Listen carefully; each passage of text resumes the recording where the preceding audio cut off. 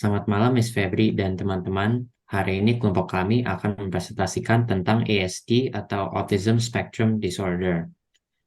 Kelompok kami terdiri dari saya, Catherine, Patrick, dan juga Natania. Kami akan menjelaskan tentang ASD ini dengan cara membongkar mitos-mitos yang masih banyak dipercayai orang tentang autism. Sebelum saya menjelaskan tentang mitos yang pertama, saya akan menjelaskan sedikit dulu tentang apa itu ASD. ASD atau Autism Spectrum Disorder atau Autism Spectrum Condition adalah serangkaian kondisi perkembangan saraf yang ditandai dengan kesulitan dalam interaksi sosial, komunikasi verbal, dan nonverbal. ASD sendiri disebabkan karena ada perbedaan dalam otak yang diduga diakibatkan kelainan genetik. Nah, untuk mitos yang pertama, banyak orang masih mempercayai bahwa autism adalah sebuah penyakit yang bisa disembuhkan atau nanti yang akan sembuh sendiri ketika kita beranjak dewasa. Tapi yang sebenarnya, yang faktanya adalah autism adalah sebuah disabilitas yang terkait dengan perkembangan otak yang oleh karena itu tidak ada pengobatan seperti obat atau operasi yang bisa menghilangkan autism ini, tapi yang ada adalah perawatan seperti terapi atau training tertentu yang bisa dilakukan oleh orang-orang yang mempunyai autism dan juga keluarga orang-orang yang mempunyai autism agar orang-orang tersebut dapat eh, berfungsi dengan lebih baik dan dapat menjalankan hidup mereka dengan lebih efektif. Untuk mitos selanjutnya akan dipresentasikan oleh teman saya Natania. Selanjutnya saya akan menjelaskan mengenai mitos kedua yang ada di masyarakat mengenai autism, yaitu kedua merupakan anak-anak yang mengalami autism condition itu disebabkan oleh parenting yang buruk dari suatu keluarga maupun juga pengaruh dari vaksin yang diberikan pada saat masih bayi. Namun pada kenyataannya, seorang anak yang mengalami autism condition itu terjadi karena terdapat kelainan pada perkembangan otak mereka pada saat di kandungan. Dapat dikatakan bahwa bad parenting sendiri itu merupakan satu salah satu pengaruh yang dapat memperkeruh keadaan seorang anak yang mengalami kondisi autism, dan juga vaksin sendiri tidak dapat menjadi suatu jaminan bahwa vaksin bisa membuat seorang memiliki kondisi sebagai autism. Namun pada kenyataannya vaksin sendiri memiliki fungsi untuk menghalau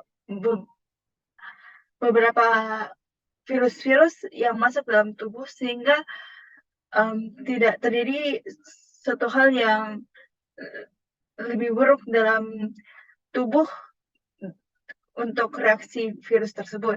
Lalu selanjutnya saya akan menjelaskan mengenai mitos ketiga, yaitu di masyarakat masih beranggapan bahwa banyak anak-anak yang mengalami autism condition tidak dapat bersosialisasi dengan lingkungan mereka dengan cara mereka tidak dapat berbicara dan juga tidak dapat memberikan afeksi kepada orang lain, sehingga mereka menghindari kontak sosial bersama dengan orang-orang di sekitar mereka.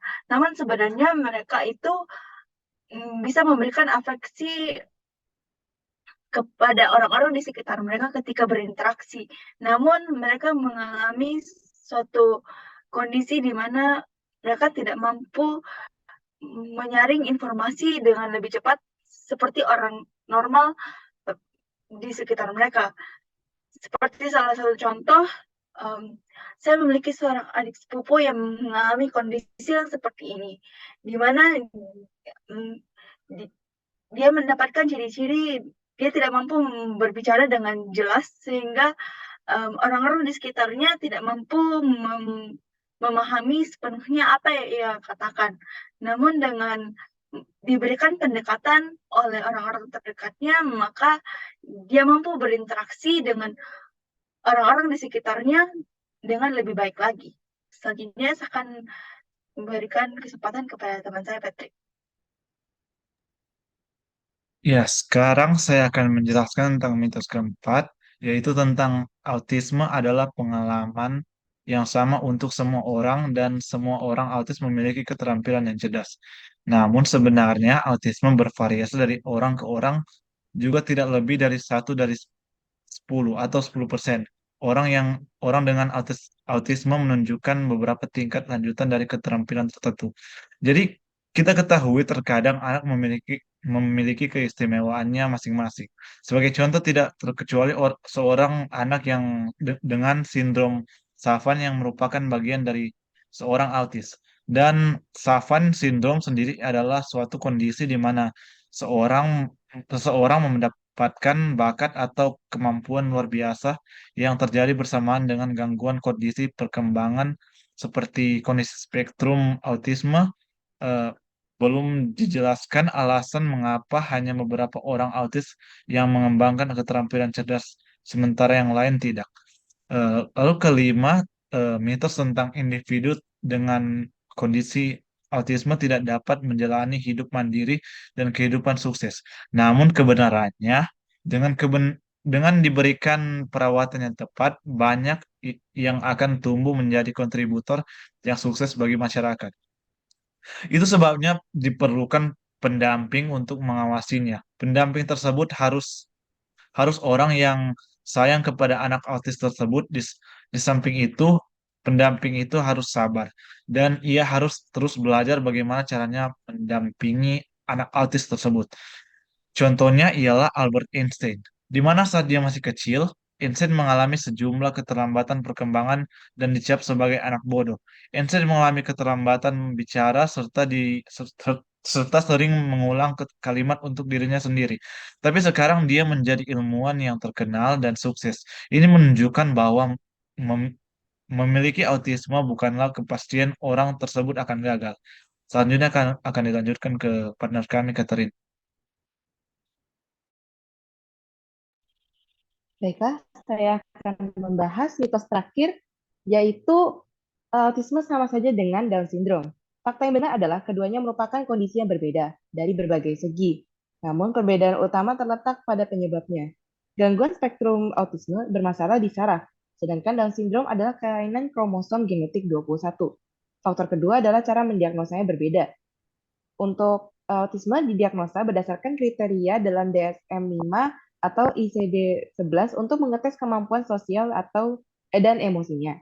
Dan sampai sekarang masih belum ada pemeriksaan fisik yang spesifik untuk ASD sendiri. Sementara Down syndrome didiagnosa melalui darah, amniotic fluid, dan sampai tisu kecil di plasenta. Tes-tes ini dilakukan pada saat masih di kandungan ibu. Kesalahpahaman ini memang sering terjadi karena pada pada datanya 16-20% anak yang menderita Down syndrome dilaporkan memiliki autisme juga, serta gangguan dalam kehidupan sosialnya yang relatif mirip. Dan meski jelas bahwa keduanya adalah kondisi yang berbeda, keduanya memiliki treatment atau pengobatan yang mirip untuk mengatasi gangguan sosial mereka. Maka autisme bisa disalahartikan sebagai Down syndrome juga sebaliknya. Ada kalanya ada baiknya kita untuk tidak menerka atau menjudge orang lain secara langsung yang untuk memiliki kedua gangguan tersebut, karena keduanya adalah hal yang berbeda dan mendiagnosa penyakit atau gangguan berdasarkan kognitif dan kemampuan sosial orang lain secara sembarangan itu sangatlah tidak sopan. Demikian kami mempresentasikan 6 mitos mengenai autisme dan apa fakta yang benar di balik kesalahpahaman tersebut. Kiranya dengan meluruskan kesalahpahaman tersebut, orang-orang akan lebih mengakomodasi tidak hanya orang autisme, tapi juga mereka yang memiliki gangguan atau penyakit yang merusak kognitif, otak, dan saraf mereka sehingga tidak bisa berfungsi seperti manusia pada umumnya. Kita harus paham bahwa mereka itu berbeda dan kita harus mengencourage dan memfasilitasi mereka agar mereka merasa nyaman dan bisa berkontribusi kepada masyarakat.